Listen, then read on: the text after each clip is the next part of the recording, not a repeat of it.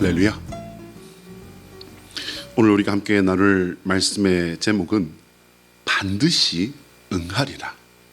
반드시 응하리라. 유기한 말씀을 통하여 하나님의 거룩한 음성 들으시기를 축복합니다. 오늘은 505번째 맞는 종교개혁을 기념하는 주일입니다. 우리는 보통 종교개혁 이렇게 말하면요, 가장 먼저는 마틴 루터를 생각할 겁니다. 앞에 화면 보시면요, 이제 세 사람의 얼굴이 뜨지 않습니까? 세 사람의 얼굴 뜨는데 누가 누구다? 마틴 루터, 그리고 또 이제 우리가 너무나 잘 알고 있는 장 깔뱅, 칼빈이라고도 하죠. 칼빈. 그리고 이제 목사님들 설교에서 자주 또 등장합니다. 울리 찌빙글리, 찌빙글리라고 이렇게 하기도 하는데요. 찌빙글리, 이렇게 세 사람을 이야기하는데요. 이 세 분은 거의 동시대에 이렇게 활동했던 분들입니다. 종교개혁은 1517년 10월 31일 날 일어나게 됩니다. 독일의 비텐베르그 대학의 교회 정문에, 정문이라니까 뭐 큰 문, 이거 아닙니다, 여러분. 그냥 나무로 된 그런 문인데 거기에 95개 반박문이라고 하는 큰 종이를, 이제 지금으로 말한다면 대자보 같은 겁니다. 거기다가 그 대학교의 교수였던 루터가 거기다가 탁 갖다 붙입니다. 그리고 그것을 붙임으로 말미암아 이제 종교개혁이 시작되었다라고 하는데요. 오늘은 우리가 이 마틴 루터, 제한 깔뱅, 리 찌빙글리 이분들에게 영향을 미쳤던 한 분에 대해서 우리가 함께 나누면서 말씀을 시작하려고 합니다. 바로 얀 후스라고 하는 분입니다. 아마 한 번쯤은 들어보셨을 것 같아요. 얀 후스, 이분은 체코, 우리가 체코슬로바키아로 이렇게 알고 있지만 이제 두 나라는, 체코와 슬로바키아는 이제 갈라졌지 않습니까? 그렇게 해서 보통 체코라고 합니다. 체코의 기독교 신학자이며 종교 개혁가입니다.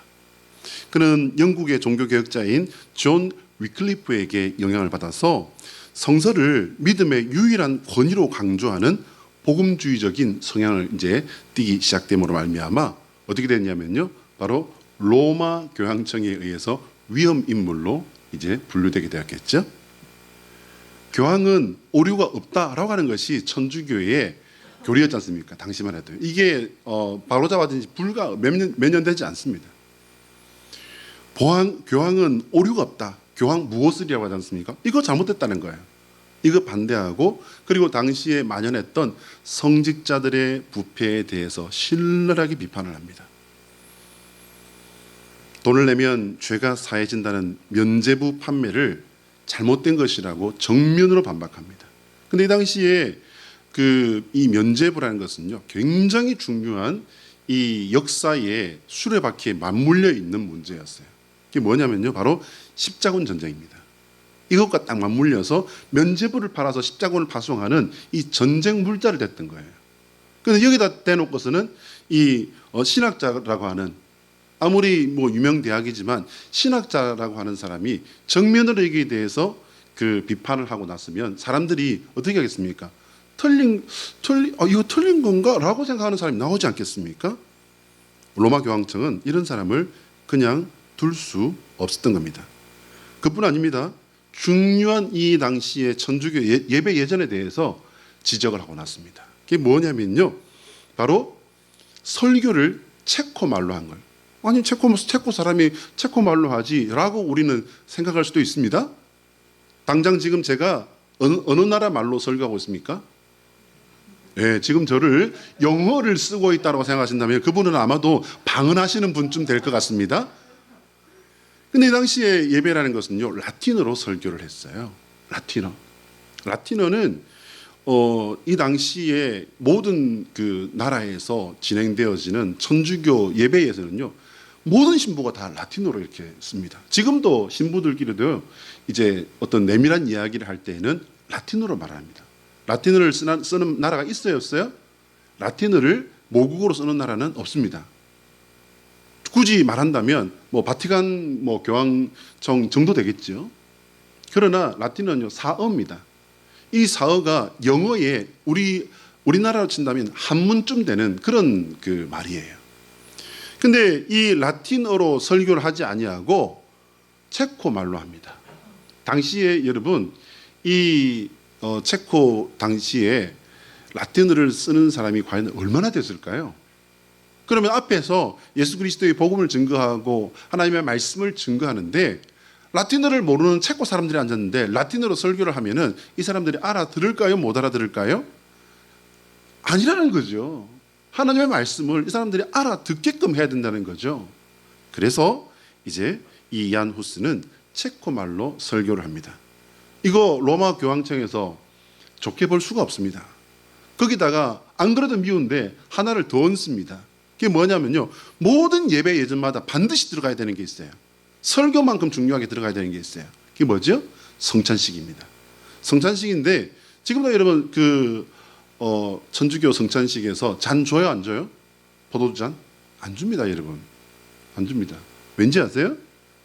포도주는 뭐죠?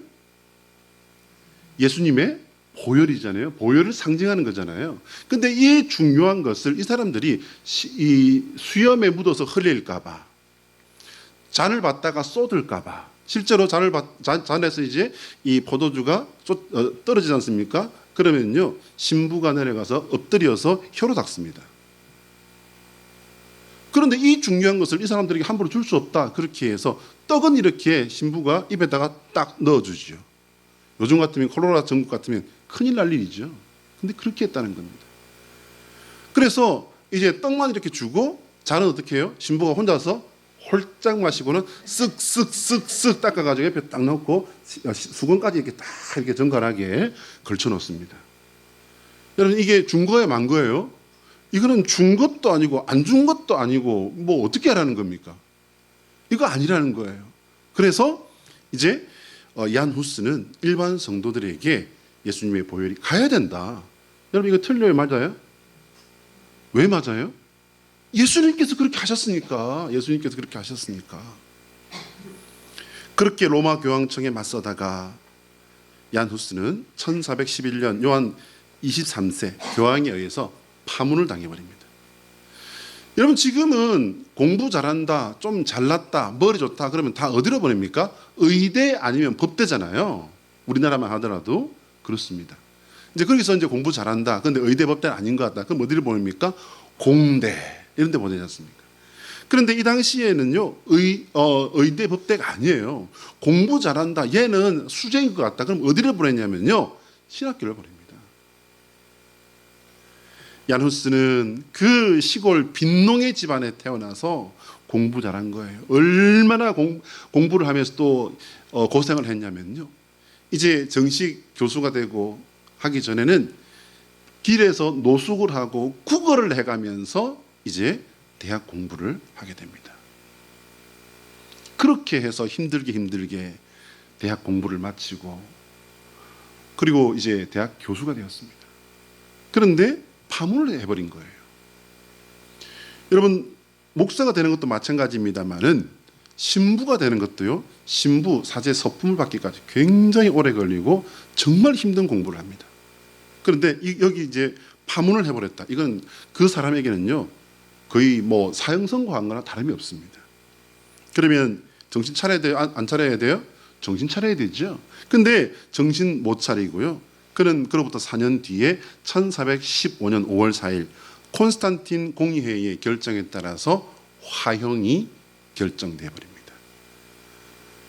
이제 그리고는 그해 1415년 7월 6일에 화형이 집행되고요, 그를 태우고 난 그 죄를 다 강에다 갖다가 다 버립니다. 흙까지 다 퍼다가 강에 버려버립니다. 얼마나 미웠으면. 그럼 끝났을까요? 아니면 남았을까요? 흙까지, 그 시신을 태운 흙까지 다 퍼다가 강에다 버려버렸는데 뭐가 남았겠습니까? 그런데 여러분, 그가 화형당한 이후에 이 얀 후스의 주장에 동조하는 사람들이 일어납니다. 그리고는요, 전쟁이 일어납니다. 그리고 오늘날까지 보헤미안 공동체라고 하는 공동체를 만들고 그의 주장은요, 100년 뒤에 마틴 루터 그리고 지안 칼뱅, 지빙글리 같은 사람에게 중요한 가르침으로 연결이 되게 됩니다. 여러분 500년이 지난 지금은 어떨까요, 여러분? 500년이 지난 지금도 이 체코에서는 얀 후스는 위인 중에 위인이라는 거죠. 얀 후스가 주장한 것 중에 아까 여러분에게 제가 여쭈었지만요, 틀린 게 뭐가 있습니까? 없다고 봅니다. 저도 없다고 생각합니다. 이들은 옳은 말을 하다가 틀린 것을 옳은 것이라고 믿는 사람들에 의해서 죽임을 당한 겁니다. 여러분, 뭐 다른 종교 이슬람 교도들에게 죽임을 당했습니까? 아니요, 여러분. 기독교를 믿는다고 하는 같은 기독교인에게 죽임을 당한 거예요. 종교개혁가들 괜히 이 사람들은 입 바른 소리 하다가 생각지도 못한 이런 결과를 당한 겁니다. 과연 그럴까요? 아니요. 저들은 자기들이 어떤 말을 하는지 자기들이 하는 말의 의미에 대해서 너무너무 잘 알고 있었습니다.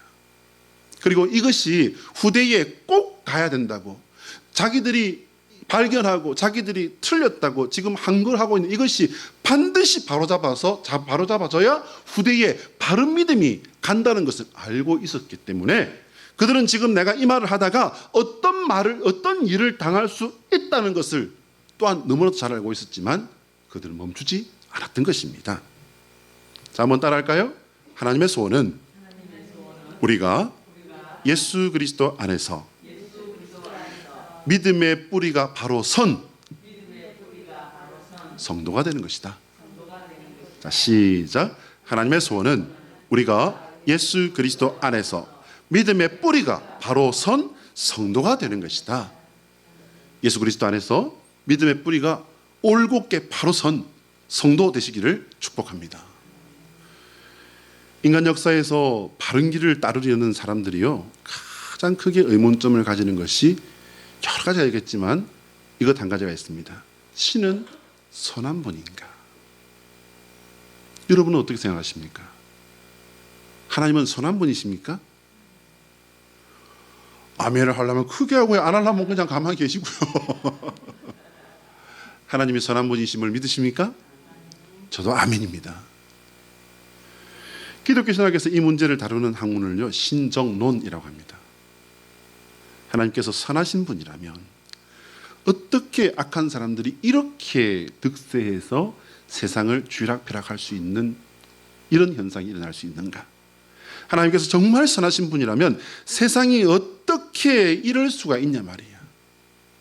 선한 사람들은 죽임을 당하고 오히려 더 고생을 하고, 그리고 악한 사람이 분명한데 그 사람들 밑에서 그 사람들이 밟으면 밟는 대로 밟혀야 하는, 이게 어떻게 하나님이 선한 분이라면 이런 세상일 수가 있단 말인가? 하나님께서 선하신 분이라면 믿음의 사람들이 죽어가는 그 자리에서 왜 저들이 그렇게 끔찍한 죽음을 당하는 것을 하나님은 보고만 계시는가? 여러분은 이 질문에 대해서 어떻게 생각하는가? 이것을 우리가 조금 더 깊이 한번 들어가 봅시다. 우리 1장 4절 본문을 읽어볼까요? 노란 글자 시작. 이러므로 율법이 해이하고 정의가 전혀 시행되지 못하므로 이는 악인이 의인을 애워쌌으므로 정의가 굽게 하여짐이니이다. 질문입니다. 왜 하나님은 침묵하실까요? 지금 오늘 1장 4절의 이 말씀은요, 하나님께서 침묵하고 계시기 때문에 하박국 선지가 하나님, 당신께서 지금 가만히 계시니까 이렇게 되고 있지 않습니까? 지금 이거를 항의하는 거예요, 이 말씀이. 당신이 침묵하고 계심으로 율법이 해이하고 정의가 전혀 시행되지 못하고 있습니다. 난리가 지금 나버렸습니다. 하나님의 택한 백성이라고 하는 이스라엘이 지금 난리가 나버렸습니다. 주여, 어느 때까지입니까? 이는 악인이 의인을 애워쌌으므로 정의가 굽게 행하여지고 있습니다. 주님, 언제까지 침묵하고 계시렵니까?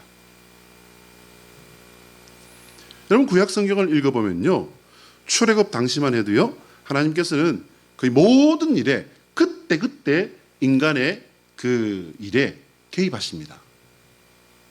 광야에서 하나님께서는요, 이스라엘 공동체의 모든 일에 즉시 반응하신 것을 우리가 볼 수 있습니다.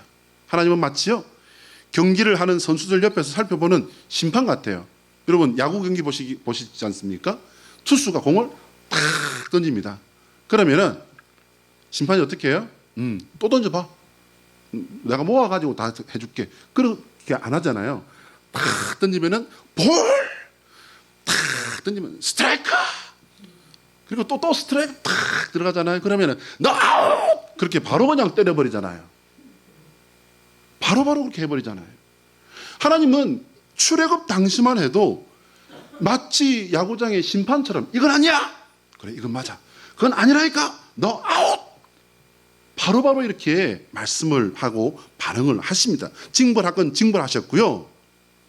하나님을 배반하는 이스라엘 죄악에 대해서도요, 바로바로 뭐가 틀렸다고 말씀하셨어요. 얘들아, 돌아봐라. 그게 아니라니까. 걔들을 망하게 했던 가짜신을 너희들이 왜 따라가니? 내가 너희들 하나님이 되려고 너희를 애굽에서 불러냈잖아. 여러분, 거기에 얼마나 많은 역사들이 거기에 달려 있습니까? 10가지 재앙부터 시작해서 하나님의 기적들이 다 거기에, 그렇게만 말해도 다 아는 사이가 되었잖아요. 그게 뭡니까, 여러분? 하나님이 말씀하셨고 하나님이 가르치셔서 역사해서 여기까지 왔는데 너희들 지금 뭐하고 있는 거지? 그 말씀이잖아요. 그때 말씀하셨기 때문에 그 말씀을 하실 수 있었던 것 아닙니까? 그런데 하나님께서는요, 선지자 하박국의 기도에 묵묵부답 응답하지 않고 계신 겁니다. 기회만 있으면 격결로 빠지고 불순종하는 이스라엘에게 이제 하나님은 질려버리신 걸까요? 사랑하는 성도 여러분, 우리 함께 이 시간에 조금 단순하게 몇 가지를 생각해 봅시다. 그리고 생각을 잘 해보셔야 돼요. 노아가 여호와 하나님의 명령을 받아서 산 위에 거대한 배를 만듭니다. 여러분, 저는 제 생의 가장 큰 영광 중에 하나를 이 부분으로 생각해요. 왜요? 제가 처음 탔던 배가 딱 노아의 방주말이에요. 185m의 그 길이가 넓이가 24m, 높이가 42m. 여러분, 그게 얼만큼 큰지 감이 안 오시죠? 저는 그걸 타봤기 때문에 알아요. 어마어마하게 큽니다. 그 큰 배를 산 위에 짓고 있을 때 여러분, 그 사람이 정상일까요? 아닐까요? 누가 봐도 정상 아니죠. 사람들이 노아를 놀린 거는요, 당연한 일이에요. 그럼 노아는 입 딱 다물고 자식들 곧 끝나 이것들아, 이렇게 딱 입을 다물고 있을까요? 아니면 하나님께서 행하실 일에 대해서 경고하고 알려주고, 그러니 너희들도 돌아서라 라고 이야기를 해줬을까요? 어디에도 너 입 다물어야 된다. 응? 저것들 알지? 내가 어떻게 할지 알지? 그러니까 입 다물어라. 그런 내용 없어요, 여러분. 그들이 귀담아 듣고 돌이켜 회개했다면 과연 그들은 어떻게 됐을까요, 여러분? 롯이 자신의 처녀 딸을 내어놓을 테니 외지에서 지금 들어온 이 사람들을 해치지 마십시오 라고 부탁을 했을 때 간곡한 롯의 부탁에 귀를 담아 듣고 그리고 그들의 그 죄악을 멈추었다면 소돔과 고모라 그 죄악의 도성에 과연 그렇게 받아들였어도 그곳에 의인 10명이 부족했을까요? 어떻게 생각하십니까? 애굽 왕 바로가 자신의 눈앞에서 일어나는 여호와 하나님의 10가지 재앙을 보면서 애굽의 술객들도 이제는 따라하지 못하는 일들이 지금 내 눈앞에서 벌어지고 있단 말이에요. 술객들도 따라하지 못해요. 술객들 입으로도 이것은 여호와 하나님의 일입니다 라고 말하는 그 말을 들으면서 만약 거기서 이제 마음을 그가 돌이켰다면 그래도 여호와 하나님께서 마지막 장자의 죽음에 이르기까지 하나님은 재앙을 밀고 가셨을까요? 하박국은 솔로몬이 성전 봉헌 때 기도했고 이 기도에 내가 응답하신 그 하나님의 약속을 믿고 하나님께 기도한 거예요.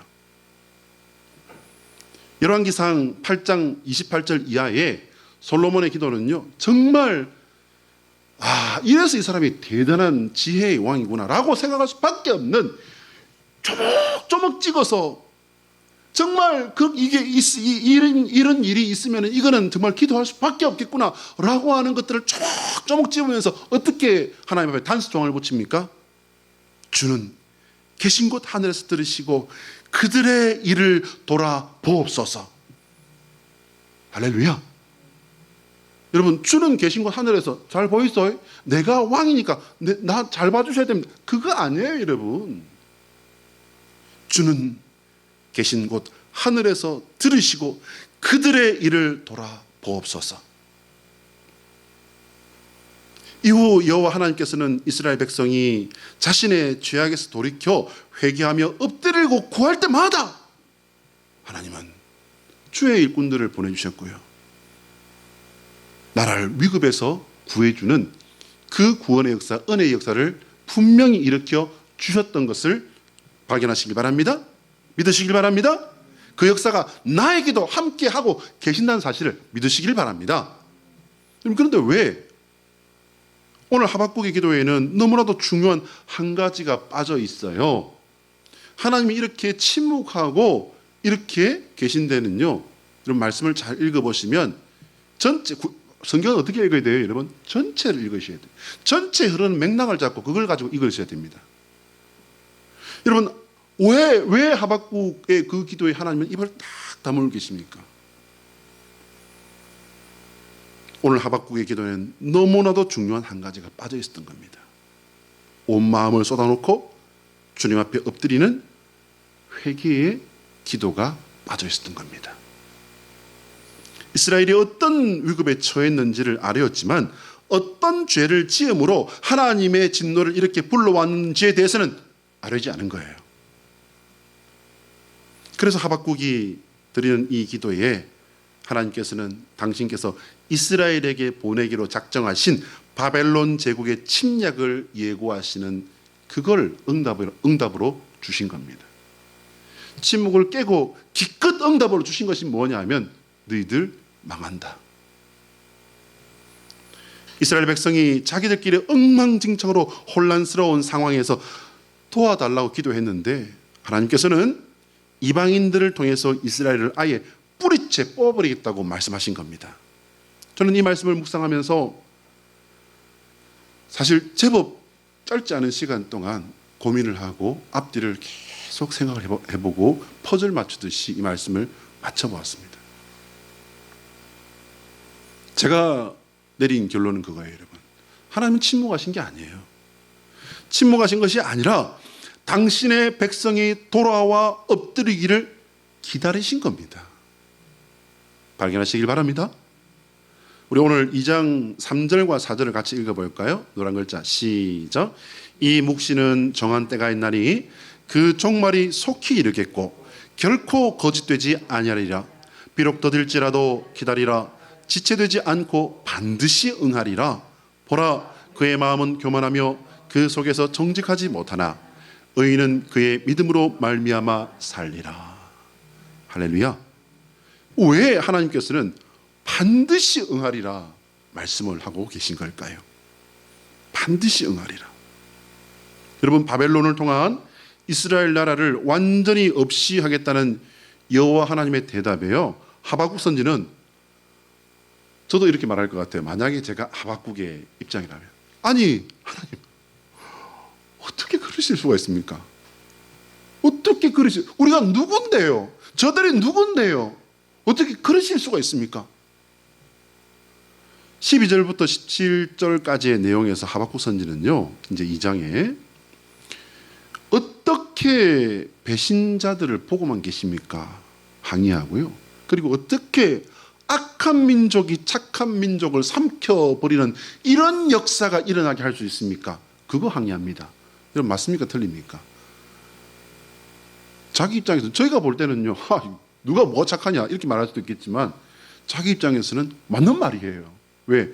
자기들은 하나님이 택해서 세우신 백성이거든요. 아브라함의 후손이거든요. 하나님의 약속이 함께하는 주의 백성이거든요. 그러니 이렇게 분명히 항의를 할 수 있었다고 그는 믿었던 것 같습니다. 그들이 이런 짓을 해도 하나님이시라는 여호와께서는 정말 진짜 보고만 계실 겁니까? 이렇게 지금 항의를 하고 있는 겁니다. 제가 이렇게까지 말했는데 주님께서 어떻게 하시는지 제가 지켜볼 거예요. 그게 바로 오늘 2장 1절의 말씀입니다. 그것은 당연히 당신께서 우리를 위해 일하셔야 하는데 당신 어떻게 하는지 내가 똑똑히 지켜볼 거야. 여러분, 이렇게 말한 것과 똑같은 말을 해버린 거예요. 누구에게 말했습니까? 이웃집 아저씨에게 말했습니까? 여호와 하나님께. 누가요? 정신없는 주정뱅이가 말했습니까? 선지자가. 그러자 하나님께서 하박국 선지에게 대답하십니다. 오늘 2장 2절부터 4절까지를 우리 표준 세번역으로 한번 같이 읽어볼까요? 앞에 시작. 주님께서 나에게 대답하셨다. 너는 이 묵시를 기록하여라. 판에 똑똑히 새겨서 누구든지 달려가면서도 읽을 수 있게 하여라. 이 묵시는 정한 때가 되어야 이루어진다. 끝이 곧 온다는 것을 말하고 있다. 이것은 공연한 말이 아니니 비록 더디더라도 그 때를 기다려라. 반드시 오고야 만다. 늦어지지 않을 것이다.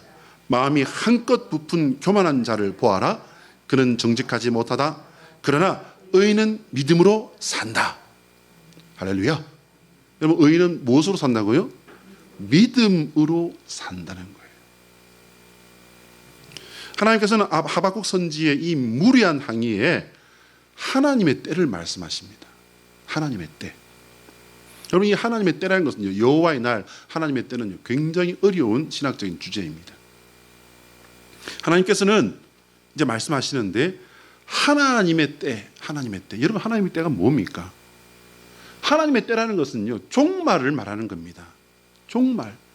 이 종말은요, 모든 것을 다 뭉뚱그려서 종말은 두 가지로 크게 나누지 않습니까? 그게 뭡니까? 하나는요, 개인의 종말이에요. 두 번째는 뭡니까, 여러분? 전 우주적인 종말이에요. 여러분, 근데 개인의 종말이 먼저예요? 우주적인 종말이 먼저예요? 당연히 우주적인 종말은 아직 일어나지 않았으니 개인의 종말이 먼저겠지요. 여러분, 끝이라는 게 있어요, 없어요? 나라의 개인의 뿐만 아니라 가정에도 있고요, 지역에도 있고요, 나라에도 있고요, 세상에도 있다라는 말씀을 지금 하신 겁니다. 그냥 다 뭉뚱그려서 간단하게 말하면 야, 끝이 온다 라고 지금 말씀하신 겁니다. 이스라엘 나라가 이방 나라에 의해서 멸망당할 때를 말씀하신 거예요. 이스라엘 나라를 패망하게 했던 바로 그 바벨론이라고 하는 대제국이 패망할 거래요. 멸망할 거래요. 됐어요, 안 됐어요? 되고 말았단 말입니다. 여호와의 때를 말씀하시면서 하나님께서는요, 반드시 응하리라. 여러분, 우리가 진짜 신경 써서 우리 살피고 또 살펴야 되는 게 바로 여기서부터예요. 반드시 응하리라. 응? 여러분, 제가 왜 표준 세번역까지 다시 동원해가지고서 다른 각도 해서 좀 더 쉬운 말로 풀어놓은 성경을 동원까지 했을까요, 여러분? 다시 보라는 거예요. 개역개정 성경에도 그 부분만 딱 박스를 쳐놓고 보고 또 보고 하시길 바랍니다. 반드시 응하리라. 반드시 응하리라. 강조에 강조를 하시는데요. 근데 이 문장을 자세히 읽어보시면 겹겹이 똑같은 말을 지금 하고 계신 거예요. 때가 이루어진다? 이루어진다? 때가 온다이? 온다이? 야, 이거 내가 뻥치는 거 아니야. 공연한 말이 아니다, 이거. 그냥 하는 그런 말이 아니다. 그 때를 기다려라. 전부 다 어디에 이게 딱 걸려 있습니까? 하나님의 때, 여호와의 날, 그 때, 그 날에 이게 딱 걸려 있습니다, 여러분. 하나님께서 그러면 이렇게 강조를 겹겹이 두고 하신 이 말씀의 이유는 뭘까요, 여러분? 우리가 건져내야 되는 것은, 찾아내야 되는 건 바로 이거예요, 여러분. 그것은 바로 회개하라입니다. 회개하라. 여러분, 회개가 뭡니까? 잘못을 뉘우치고 바로잡음. 국어사전에 회개 찾아보시면요, 잘못을 뉘우치고 바로잡음, 이렇게 되어 있습니다. 하나님께서 원하시는 것이 회개라는 제 생각의 근거는요, 오늘 2장 4절의 말씀이에요. 2장 4절은 어떻게 되어 있냐면요, 그러나 의인은 믿음으로 산다. 여러분, 믿음이라고 하는, 의인이라고 하는, 믿음이라고 하는, 그리고 산다라고 하는 이 모든 것에 가장 중요한 근거가 전제가 있습니다. 반드시 반드시 있어야 이게 되는 게 한 가지 있어요. 그게 뭐죠? 바로 회개예요. 회개. 개역 성경에는 의인은 그의 믿음으로 말미암아 살리라 함과 같으니라. 이 말씀은 신약에서 3번이나 이렇게 적용이 됩니다. 다시 이게 소환이 되어서 제시가 됐지요. 믿음의 뿌리는요, 회개에서부터 시작이 됩니다. 회개 없는 믿음은 존재할 수가 없어요. 성립 자체가 불가능합니다. 여호와 우리 하나님께서는 여호와의 때를 말씀하시면서 이스라엘 백성이 주님 앞에 엎드려 진심으로 회개하기를 기다리고 계신 겁니다. 아까 제가 말씀드린 바와 같이 노아의 때에 그 사람들과 같이, 그리고 소돔과 고모라의 그 의인 10명이 될 수 있었음에도 불구하고 돌이키지 않아서 될 수 없었던 그 사람들과 같이, 여러분 오늘 이 하박국의 시대에 바벨론에 의해서 패망당하고 멸망당할 이 역사에서도 하나님 앞에 참된 회개만 있었다면 여러분 저는 하나님께서 돌이키셨을 것이라고 저는 믿습니다. 회개를 통해 참된 믿음으로 살아있는 거룩한 백성이 되시는 저와 여러분 되시기를 축복합니다. 한번 따라할까요? 예수 그리스도의 십자가는 우리에게 주어진 온전하고 참된 회개의 능력이다. 자, 시작. 예수 그리스도의 십자가는 우리에게 주어진 온전하고 참된 회개의 능력이다. 여기 하나를 더 붙인다면 온전하고 참된 유일한 회개의 능력이다. 이걸 넣을 수 있겠죠? 아멘이십니까? 앞에 사진 하나 보시면요, 체코의 그 유명한 프라하에는 종교개혁 광장이라는 게 있대요. 그 중앙에 이제 얀 후스의 그 동상이 세워져 있습니다. 저게 저렇게 보여도요, 500주년, 사망 500주년을 기념해서 지금으로부터 100년 전에 세워진 거예요. 1915년 세워진 후스의 동상이 있습니다. 그리고 이 동상의 밑에 받침대에는 아주 유명한 글귀가 하나 새겨져 있어요. 이게 뭐냐면요, 서로 사랑하라. 모든 사람에게 진실을 요구하라. 모든 사람에게 진실을 요구하라. 지금으로부터 600년 전에 얀 후스를 화형에 처한 그 사람들은요, 지금 우리가 얀 후스를 사용하는 이것이 틀린 것이고 정말 진실을 말하는 이 사람을 우리가 입을 닫는 그 기득권을 가진 교회의 지도자, 썩어서 부패해서 썩은 냄새가 진동하는 그들의 바른 행동을 우리가 같이 하는 거야. 뭐 이런 생각을 했을까요, 여러분? 아닙니다. 우리는 바른 것을 쫓고 있어. 이 사람은 악마의 종이야. 그 썩어 있는 사람들이 그렇게 이야기를 하자 밑에 있는 무지한 백성들은 그 말을 믿고서, 왜? 교회의 지도자들이니까. 그리고는 얀 후스를 화형시키는데 그들은 열심을 낸 것입니다.